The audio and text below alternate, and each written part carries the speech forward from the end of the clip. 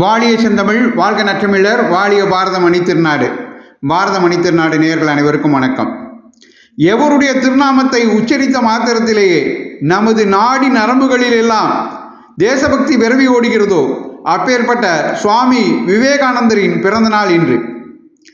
இந்திய இதயங்களில் எழுச்சி ஏற்படுத்திய முதல் நரேந்திர தத்தர் சுவாமி விவேகானந்தரின் பிறந்த நாள் இன்று. அது இளைஞர் தினமாக கொண்டாடப்படுகிறது.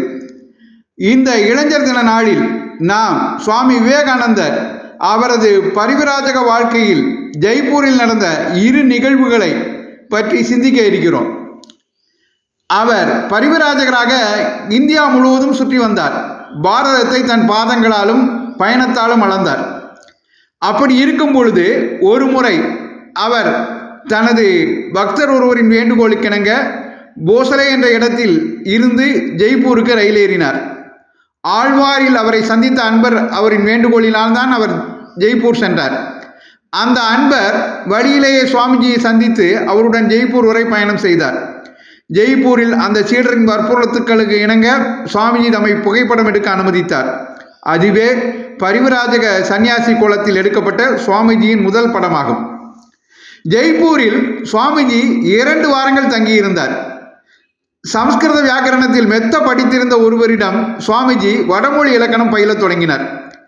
மெத்த படித்திருந்த அவருக்கோ பிறருக்கு கற்பிக்க தெரியல.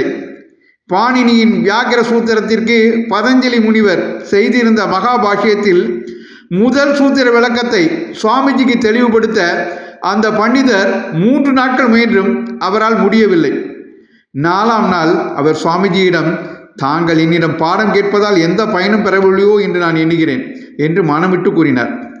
அவர் கற்பிக்கும் திறமை தமக்கு குறைவு என்று நினைத்தாரோ அல்லது கற்கும் திறமை சுவாமிஜிக்கு குறைவு என்று நான் நினைத்தாரோ நாம் அறியோம். ஆனால் சுவாமிஜி அவரிடமிருந்து பாஷ்ய புத்தகத்தை வாங்கி கொண்டார். தாமே அதை படிக்க ஆரம்பித்தார். 3 நாட்களில் பண்டிதரால் முடியாததை 3 மணிகளில் புரிந்து கொண்டார். பிறகு பண்டிதரை காணச் சென்ற போது பேச்சுவாக்கிலேயே பாஷ்யத்தின் பொருளை விளக்கினார். பண்டிதர் வேப்பின் எல்லைக்கே சென்று விட்டார். இதன் பிறகு சூத்திரமாக முழு பாஷ்யத்தையும் மிக எளிதிலேயே சுவாமிஜி தமதாக்கி கொண்டார். இந்த அனுபவத்தை பற்றி பின்னர் பேசும்போது, உள்ளத்தில் தீவிரமான ஆர்வம் இருக்குமானால் எதையுமே சாதித்து விடலாம், மலைகளையும் அணுக்களாக பொடித்து விடலாம் என்று குறிப்பிட்டார். இன்றைய இளைஞர்களுக்கு, குறிப்பாக மாணவர்களுக்கு ஆர்வம் இருந்தால் எதையும் படித்துவிட முடியும் என்ற எண்ணத்தை ஏற்படுத்துகின்ற நிகழ்வு இது. ஜெய்ப்பூரில் சமஸ்தானத்து சேனாதிபதியான சர்தார் ஹரிசிங் என்பவருடன் சுவாமிஜிக்கு நெருக்கமான நட்பு ஏற்பட்டது. அவரது இல்லத்தில் பல அரிய விஷயங்களை அரிய முறையில் விளக்கி வந்தார். ஒரு நாள் விக்கிரக ஆராதனையின் பயனை பற்றி சுவாமிஜி பேசி வந்தார். ஆனால் சர்தார்ஜிக்கு வேதாந்தம் நன்கு படித்த காரணத்தினால் நிர்குணமாகவே, அதாவது உருவமற்ற வழியிலேயே அவர் கடவுளை வணங்கி வந்தார். அவரை உருவ வழிபாட்டில் ஈடுபடுத்த ஒரு நாள் சுவாமிஜி எவ்வளோ முயன்று முடியவில்லை. அன்று மாலை இருவரும் உலாவச் சென்றனர். போகும் வழியில் கண்ணபிரானின் திருவுருவத்தை சிலர் ஊர்வலமாக எடுத்து வந்தனர். சுவாமிஜி சற்றென்று சர்தாரை தொட்டு, அதோ உயிருள்ள ஆண்டவனை பாருங்கள் என்று கூறினார். சர்தாரின் கண்கள் நந்தபாலனின் விக்கிரகத்தில் படிந்தன. அவருடைய உடல் அப்படியே சிலிர்த்தது.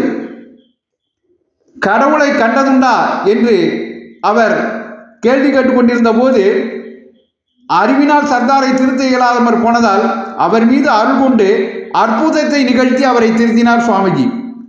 30 வயதிற்குள் சுவாமிஜி எத்தகைய ஆத்ம செல்வத்தை தேடிக்கொண்டிருந்திருக்கிறார் என்பதை தமது ஸ்பரிசத்தாலேயே தெய்வ தரிசனம் செய்வித்த இந்த நிகழ்ச்சி நல்ல சான்றாக விளங்குகிறது.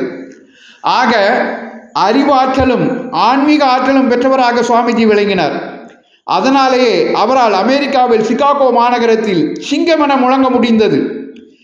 அவரின் அடிகளை பின்பற்றி நாமும் நமது பாரத தேசத்திற்கு தொண்டு செய்வோம். வந்தே மாதரம், வளர்க பாரதம், ஜெய்ஹிந்த்.